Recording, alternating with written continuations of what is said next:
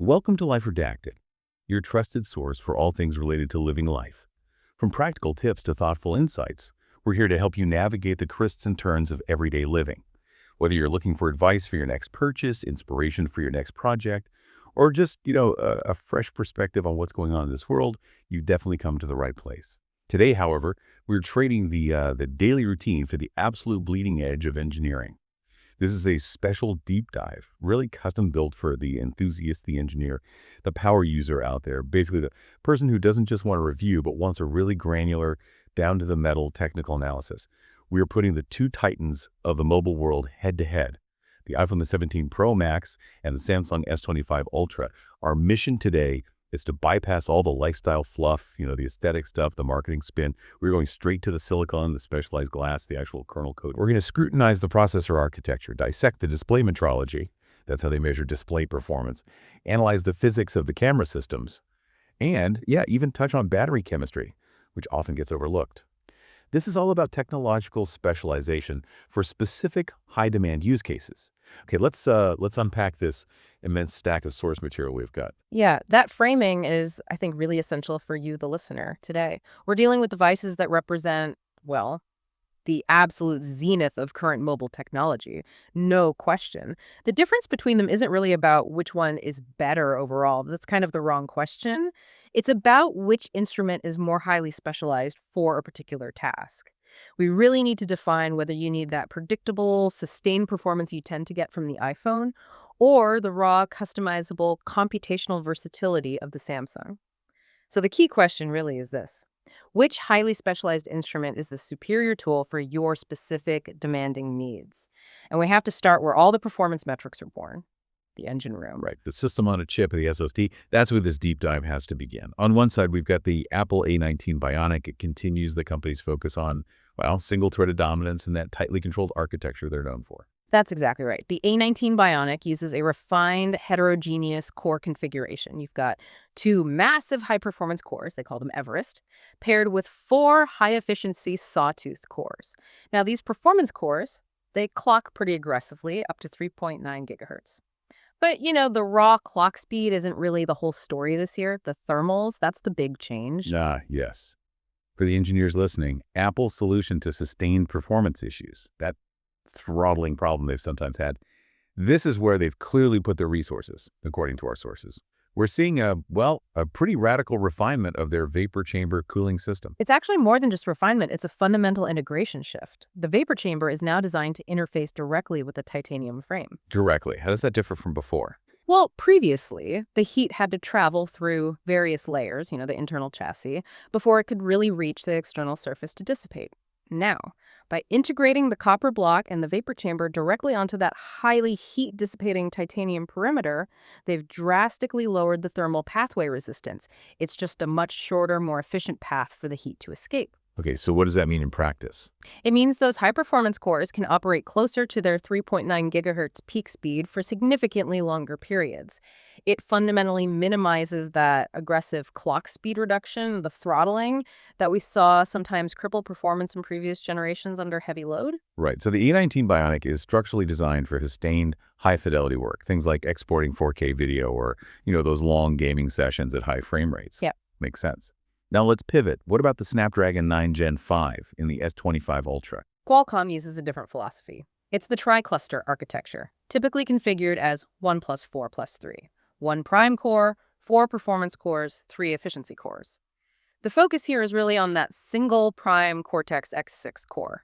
It's optimized for maximum burst speed, and it actually peaks higher than the A19, hitting 4.1 gigahertz. So faster peak speed. In bursts, yes. This architecture is really designed to make routine tasks feel absolutely instantaneous and, to maximize those peak benchmark scores you see in reviews. But the drawback remains a familiar one, doesn't it? It sounds like if the A19 is optimized for the marathon, the Snapdragon is still built more for the sprint. That's a good way to put it, yeah. While the Snapdragon 9 Gen 5 definitely uses improved internal thermal interface materials, TIMs, and a larger updated cooling system compared to older generations, it still faces challenges. It struggles a bit more in dissipating heat across its more distributed architecture, especially compared to Apple's new integrated approach. So when things really heat up. Exactly. When all cores are fully stressed, think rendering a complex 3D scene or a really demanding game, the S25 Ultra starts to throttle sooner and often more aggressively than the iPhone. This directly impacts its sustained performance over, say, a 15 to 20-minute heavy workload. This structural difference, it basically dictates the whole performance narrative between the two. Okay, let's try and quantify that difference then. In single-core responsiveness, which is important for just general snappiness, the iPhone 17 Pro Max still seems to leverage that tight hardware-software integration for the win, right? It does. Geekbench 6 single-core scores show it pretty clearly, about 3,150 for the iPhone versus 2,980 for the Samsung.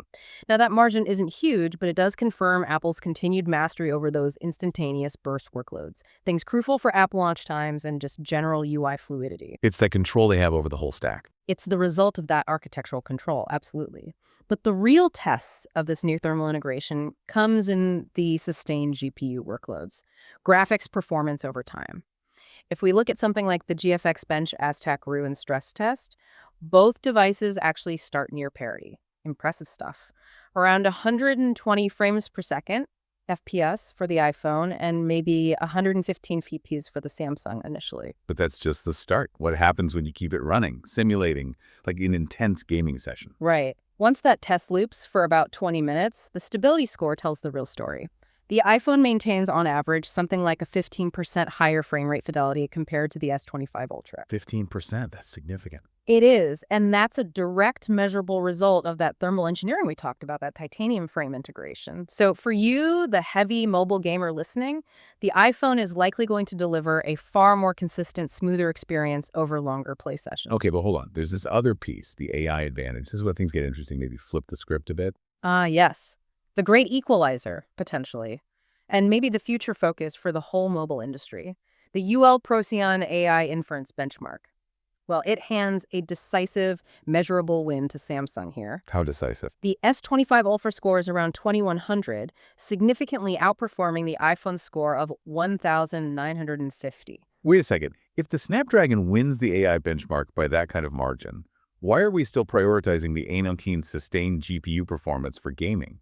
Isn't the future of mobile gaming things like sophisticated frame generation or AI-powered ray tracing denoisers, isn't that tied directly to the neural processing unit, the NPU? That's a really important point, and the answer gets a bit complex. The Snapdragon NPU's dominance seems to stem from its architecture being, well, more flexible. It also has larger dedicated memory blocks specifically optimized for certain types of integer operations. Okay, like what kind of operations? Our sources indicate the Snapdragon NPU handles INT8 and FP16 quantization. These are specific data types used heavily in AI models, with greater efficiency than the A19's neural engine, particularly when dealing with cross-platform frameworks like TensorFlow Lite. This raw power means that for next-generation local AI tasks, think sophisticated multimodal generative models actually running on the device, not in the cloud, the Samsung currently offers a measurable edge. So Apple's neural engine isn't keeping up. It's not that simple. The A19's neural engine is incredibly fast and very efficient within the Apple ecosystem using Core ML, but it just doesn't seem to have the raw computational width, perhaps the dedicated memory resources that the Snapdragon NPU brings to the table for these more general purpose, maybe cross-platform AI tasks. So it's like they're optimized for different things even within AI. Kind of. You could argue the iPhone is better optimized for today's graphics-heavy gaming engine, relying on its GPU strength and thermals, but the Samsung is arguably better optimized for tomorrow's AI engine, leveraging that powerful NPU. Okay, so the takeaway here is, if your focus is guaranteed, sustained performance in current AAA games over long sessions, the iPhone's thermal design gives it the edge. Clear win there. Right. But if you're primarily interested in developing or maybe leveraging those dedicated next-gen AI tasks, running locally, image generation, complex real-time translation, that sort of thing, then the Snapdragon's raw NPU power provides a compelling lead right now. That sums it up pretty well. It's about present needs versus future potential, in a way. Commercial break 1, integrated segment. Okay, before we move on to looking at the displays and the really fascinating camera systems, let's just take a brief moment here. Let's connect this high-tech analysis back to, well, your own personal high-fidelity system, your body. Yeah, it's interesting. We spend so much time analyzing the materials inside our phones, titanium, specialized glass, silicon. But how often do we really analyze the materials we put on our largest organ, our skin? Exactly. Did you know that your skin isn't just your largest organ? It's also one of the most vital. It protects your body, supports your overall health. It's crucial. And what you apply to your skin matters deeply because, get this, it absorbs up to 80% of what you put on it. 80%. Those ingredients are getting into your body's systemic functions. Think about that absorption rate. When you use conventional skincare products, often filled with potentially harmful, even toxic ingredients, you're essentially adding an unnecessary chemical burden to your system. Why do that? Our sponsor, Face Naturals, believes in nurturing your skin with ingredients that are safe, natural, and effective. Things that genuinely support your health and well-being. They really encourage you to move away from those conventional formulas. Yeah, check them out. Visit facenaturals.com. You can explore their whole range of natural skincare products, all designed to protect and nourish your skin from the outside in. And as a special thank you for joining us on this deep dive today, visit facenaturals.com and you can save 10% on your next healthy skincare purchase. Remember, healthy skin starts here. All right, welcome back to the deep dive.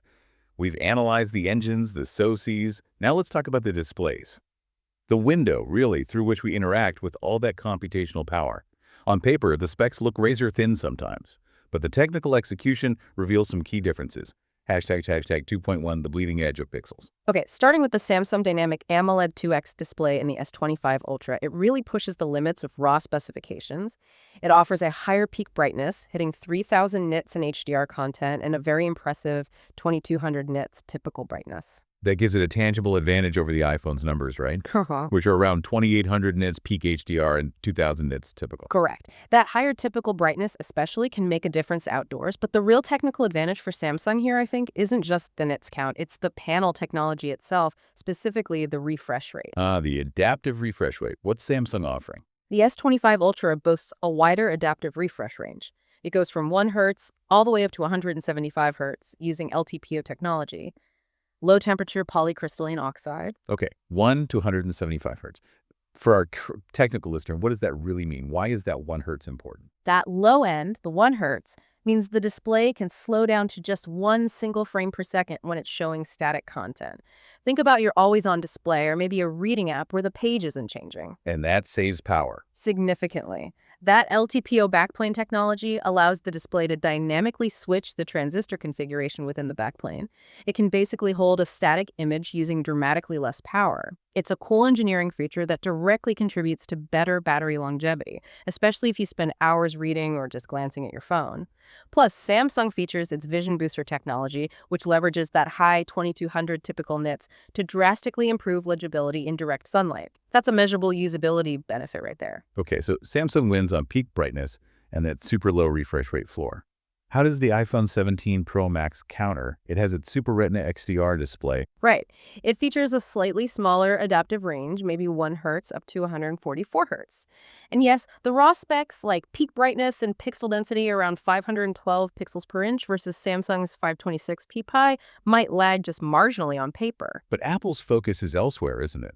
It's always about the calibration. Exactly. This is the subjective yet absolutely critical advantage for certain users. For content creators, photographers, color graders, anyone who demands visual accuracy. Apple's display calibration consistently achieves lower delta E values. That means less color error across standard color spaces, especially DCI-P3. So it looks more true. Precisely. This commitment means that what you see on the iPhone is often considered the industry standard for color truth. So yeah, while the S25 Ultra is technically brighter and perhaps more flexible in its refresh rate for power saving, the iPhone aims for that calibrated perfection. Different priorities. Okay, before we dive headfirst into the camera systems, which is a huge topic, we should quickly address battery chemistry. It was in our outline, and it's something people care a lot about but often gets forgotten in these spec comparisons. Charging speed, efficiency, longevity. It's a major differentiator. Absolutely crucial. And the S25 Ultra takes the lead here in just raw charging speed. It supports 45-watt wired charging compared to the iPhone's more optimized, but definitely slower, 27-watt wired charging. But there's more to it than just watts. Right. What about the actual capacity and the chemistry inside? Right. The more technical discussion is around capacity and chemistry. Both companies are now using advanced materials, specifically silicon amide technology in their batteries. Silicon anode, what does that do? It essentially allows for higher energy density without increasing the physical volume of the battery cell. You can pack more power into the same space, basically. The S25 Ultra manages to pack a slightly larger 5100 milliroth cell, milliamp hour, while the iPhone uses a very optimized 4900 milliroth cell. This combination of slightly higher density and slightly larger capacity gives Samsung a marginal, but yet measurable advantage in total usage time on a single charge. It often helps offset the potentially higher power draw of its 175 hertz screen. Okay, so maybe slightly longer battery life on the Samsung. But Apple usually prioritizes something else here too, doesn't it? Like longevity. Exactly. Apple prioritizes thermal stability even during charging. The iPhone's charging curve is very tightly managed by software to minimize thermal stress on the battery components. And that helps the battery last longer over the years. Yes, the theory and testing suggest it contributes to overall cell longevity and slower degradation over hundreds of charge cycles. The S25 Ultra's faster 45-watt charging, while undeniably convenient day-to-day, does introduce higher thermal peaks during charging. Engineers know this can subtly accelerate battery degradation over the typical 2 to 3 year lifespan of the device. Ah, so it's that classic trade-off again. Speed versus long-term health. Convenience now versus maybe better battery health down the road. Precisely. Okay, let's pivot now to the camera system. This, I think, is where that core philosophical divide we mentioned earlier, physics versus computation, is most starkly demonstrated. It gets really interesting here. Hashtag tag 2.2.1 hardware and sensor size, the physics. Let's begin with the pure sensor physics. The iPhone 17 Pro Max features a massive 11.14-inch Sony IMX903 sensor for its main camera that's paired with a very wide f1.4 aperture. 1.14 inch, that's huge for a phone sensor. Why is that size so critical for, say, the purist photographer listening? Well, that large 11.14 era sensor size means the individual photo sites, the physical pixels on the sensor, are significantly larger than on smaller sensors. Bigger pixels mean? Bigger pixels collect a vastly greater number of photons, just basic physics of light capture. This results in a higher signal-to-noise ratio, or SNR, before any digital processing even begins. The raw low-light performance. It produces naturally cleaner images with less inherent digital noise right off the sensor. It achieves this typically using 4-in-1 pixel binning, outputting a high-quality 12-megapixel final image from the raw data. Okay, so physics first. What about video? Apple always emphasizes video. And they should. We need to emphasize the video aspect here. The second-generation sensor shift OIS system optical image stabilization, where the sensor itself moves, provides genuinely class-leading, almost gimbal-like smoothness. Especially when you're recording in high bitrate ProRes video formats, the sheer stability combined with the low noise profile from that larger sensor. It really makes the iPhone the undisputed king of mobile video production, particularly for serious creators. Okay, physics, larger sensor, better low light, king of video. Now, let's contrast that with Samsung's approach. Computational brute force embodied by that 200-megapixel ISOCELL HP3 sensor in the S25 Ultra. Right. The S25 Ultra's main sensor is physically smaller, measuring 11.3 inches. Now, to achieve 200 megapixels on that surface area, the individual photosites have to be much smaller. Smaller pixels, less light per pixel. Inherently, yes. This necessitates a heavy reliance on computational photography to make up for it. The Samsung employs really aggressive 16-in-1 pixel binning to produce its final 12.5 megapixel images. Now, in bright, good lighting conditions, this high megapixel count combined with the processing can deliver incredible perceived detail. Images can look astonishingly sharp. But the catch comes in low light. That's the trade-off. In challenging low-light scenarios, those physically smaller photosites inherently capture less light per pixel. The final image quality becomes entirely dependent on the software's ability to intelligently stack multiple frames, synthesize information, and aggressively reduce noise computationally. Hashtag tag 2.2.2, the telephoto and zoom battle. Okay, so the main camera is physics, Apple versus computation, Samsung. What about the telephoto lenses? Here the story seems to shift towards versatility versus refinement. The iPhone sticks to a refined 12-megapixel 5x optical zoom using an advanced folded tetraprism periscope design. Solid, consistent, high quality at that specific range. It is. Apple aims for quality over quantity in zoom range, you could say. But the Samsung S25 Ultra, well, it's the undisputed champion of range and flexibility here. No contest in terms of versatility. How does it achieve that? It employs a really complex dual telephoto setup. You get a dedicated 50-megapixel 3x optical zoom lens and a completely separate 50-megapixel 10x optical zoom periscope lens. Two separate telephoto cameras, both high-res. Exactly. This provides genuine optical quality at two distinct, very useful focal lengths, 3x and 10x.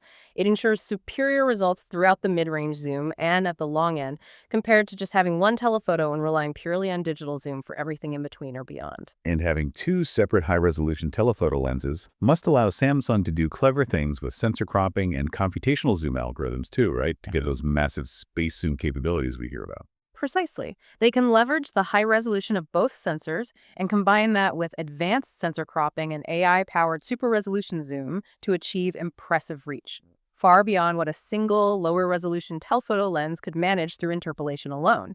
It's a real technical triumph of hardware complexity. That versatility is undeniably impressive. But thinking critically for our listener, doesn't the complexity of having three different main optical pads, the main wide, the 3x tele, and the 10x tele, doesn't that increase the points of potential failure? Or maybe more importantly day-to-day, introduce calibration issues, like when the computational engine tries to stitch images or transition smoothly between these different focal lengths and fields of view? That's a very valid technical concern. Yes, the Samsung system inherently requires far more aggressive software correction and calibration, especially across those optical transition zones between lenses. This can sometimes lead to visible shifts in things like white balance or exposure consistency when you're zooming smoothly or switching between the zoom stages. It's a factor Apple largely avoids by limiting its native optical range more strictly. Hashtag 2.2.3 computational photography philosophies. So we've defined the hardware physics, the sensors, the lenses. Now let's pivot to the software layer, the computational photography philosophy that dictates how those raw photons, captured by the hardware, are actually translated into the final artistic image you see. Right. Apple's approach, embodied in the iPhone's photonic engine and its new real-time semantic processing, reflects a philosophy that strongly favors neutralism. Naturalism how? Apple utilizes highly sophisticated multi-scale tone mapping algorithms. These are specifically designed to avoid that overly processed, sometimes artificial HDR look that can plague mobile photography, where shadows are lifted too much and highlights are crushed. They really aim for color science that's closer to a properly calibrated mirrorless camera. In this new ISP feature, the real-time semantic processing, how does that work? It's quite clever. The image signal processor intelligently identifies different elements within the scene as it's being captured. Skin tones, the sky, foliage, architecture, and it applies unique, tailored adjustments to those segmented areas before the raw image data is even fully processed into a final JPEG or HEIC. So it's making adjustments segment by segment in real time. Essentially, yes. This results in more nuanced, lifelike images that tend to preserve true highlight and shadow detail better, without making global adjustments that might compromise one area to benefit another. Okay, so Apple is aiming for natural, nuanced, segmented adjustments. Now, Samsung's AI-driven optimization built into their One UI, that sounds like it takes a different path. You called it more opinionated. Correct. Samsung's philosophy is definitely more focused on aggressive multi-frame synthesis and AI scene optimization. The goal seems to be creating brighter, more vibrant, and perhaps more immediately shareable images right out of the camera. How so? Well, they often push color saturation beyond strict DCI-P3 color space standards, for example. This results in images that really pop on the phone screen, looking very vivid and appealing, but they might not be strictly color accurate compared to the scene's reality. And in low light, we said they rely heavily on computation there. Yes, in low light, Samsung software is very effective at brightening very dark scenes. It uses aggressive frame stacking and computational noise reduction to pull detail out of the shadows. But there's a potential downside for the purist. For the purist photographer, yeah. This heavy level of computational reliance, especially the noise reduction, can sometimes result in a slightly artificial or flattened, almost painted appearance in the textures. It lacks that fine, natural grain you might get from the iPhone's larger sensor. It happens precisely because the system is making quite aggressive artistic choices on the user's behalf to produce a bright, clean image above all else. Okay, so the ultimate takeaway for the camera systems seems pretty defined then. The iPhone 17 Pro Max positions itself as the purist's tool, excelling in video quality, low noise still photography, and achieving natural, accurate color science. Right. It's for those who might want to edit later or just prefer that more natural look. Whereas the Samsung S25 Ultra is the versatile multi-tool. It offers that unparalleled zoom range, aggressively optimized, punchy images that look great immediately, especially for social sharing, and leverages computation heavily. Exactly. Different tools, different philosophies, aimed at slightly different priorities within photography and videography. Commercial break 2, integrated segment. Okay, let's just pause again for a moment here and refocus on a core technical value that applies to everything, ensuring health and well-being, starting with the integrity of your body's largest and arguably most exposed organ.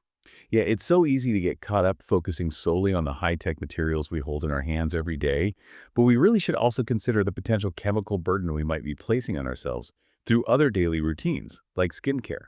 That absorption statistic we mentioned earlier, up to 80% of what you apply to your skin can be absorbed into your system. That's a critical metric to keep in mind for long-term health.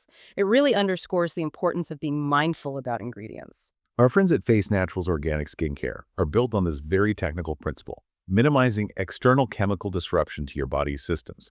They focus exclusively on using ingredients that are safe, natural, and genuinely effective. They understand that many conventional skincare products, unfortunately, contain potentially toxic ingredients that can actively disrupt your body's natural balance and functions over time.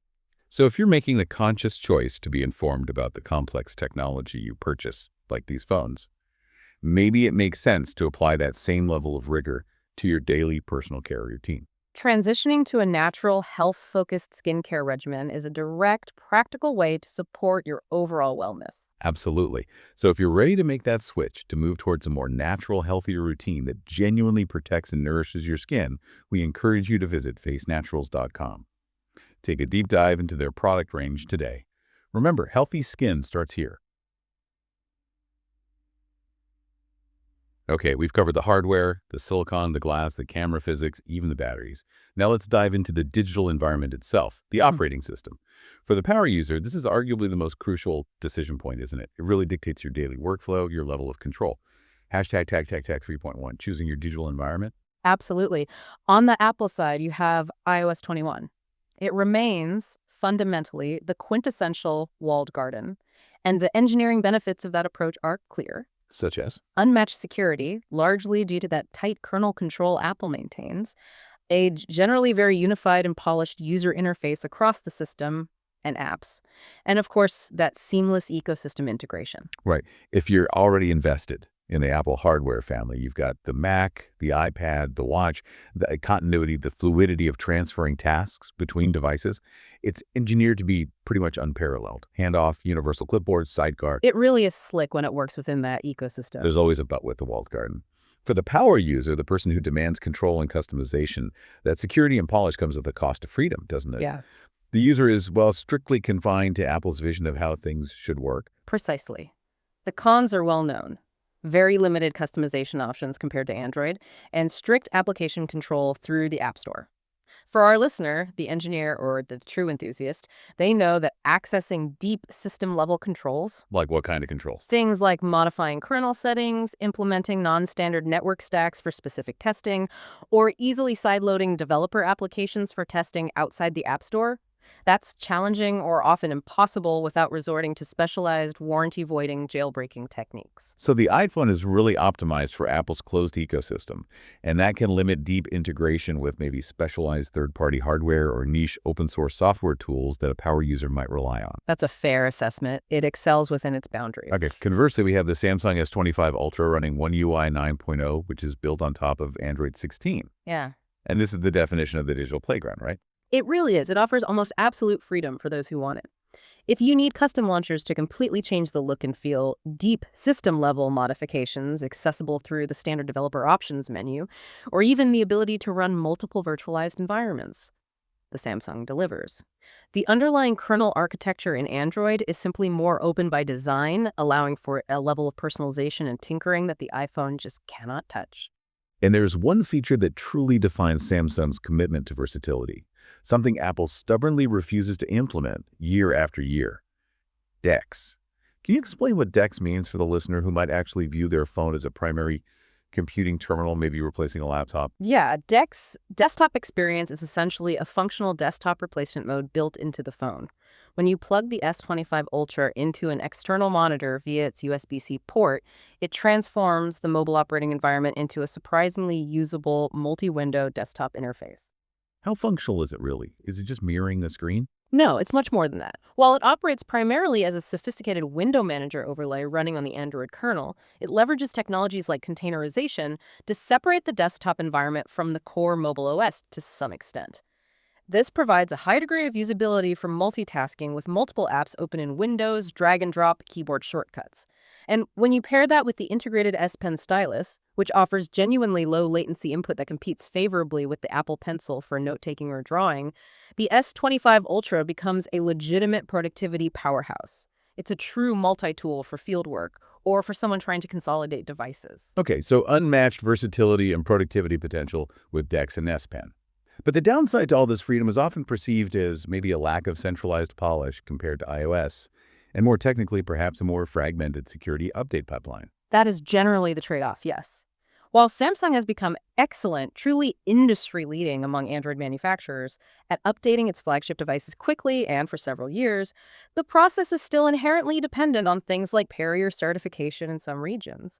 So it's naturally more fragmented than Apple's monolithic, immediate deployment of iOS updates across all active supported devices worldwide on day one. And the interface itself?